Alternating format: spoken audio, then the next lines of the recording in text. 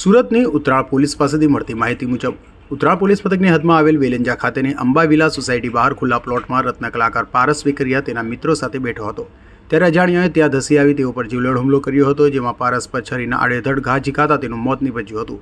તો એકની હત્યા અને અન્યોને ઇજાગ્રસ્ત કરી હુમલાખોરો ભાગી છૂટ્યા હતા. જ્યારે બનાવની જાણ થતાં ઉત્તરાયણ પોલીસે ત્વરિત તપાસ હાથ ધરી હત્યા કરી ભાગી છૂટેલા હત્યારાઓમાંથી 10 હત્યારાઓ રામુ ઉર્ફે રામુ ગોધરા, સોમાભાઈ માવી, રોનક નરેશ બેલડિયા, જયેશ ઉર્ફે ટકો કમલેશ સોલંકી, ચેતન મનસુખ બગડા, વિજય રમેશ વાકુસર, સુજલ ઉર્ફે લાખો વિજય ચૌહાણ, અપલેશ ઉર્ફે લાલુ વિનુ બાંભણિયા, લાલો ઉર્ફે મિથુન ઘનાભાઈ મકવાણા, ચેતન ઉર્ફે કાળુ ઉર્ફે કાળિયો મનસુખ બગડા અને રાકેશ દગડુ સેદાણીની અલગ અલગ જગ્યાએથી ગણતરીના કલાકોમાં ઝડપી પાડ્યા હતા અને તમામ વિરુદ્ધ કાયદેસરની કાર્યવાહી હાથ ધરી હતી.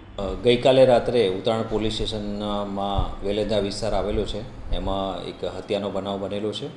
એમાં બીજા 3 લોકોને પણ ઈજા થયેલી છે.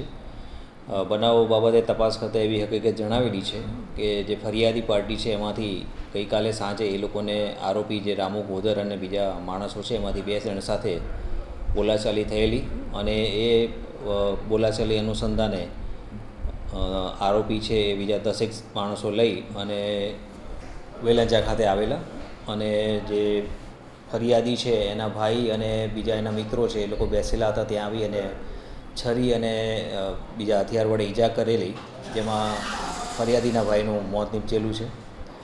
બનાવ અનુસંધાને 10 જેટલા માણસો છે આઈડેન્ટિફાઈ કરવામાં આવેલા છે અને એમને ગુનાના કામે ધરપકડ કરવામાં આવેલી છે.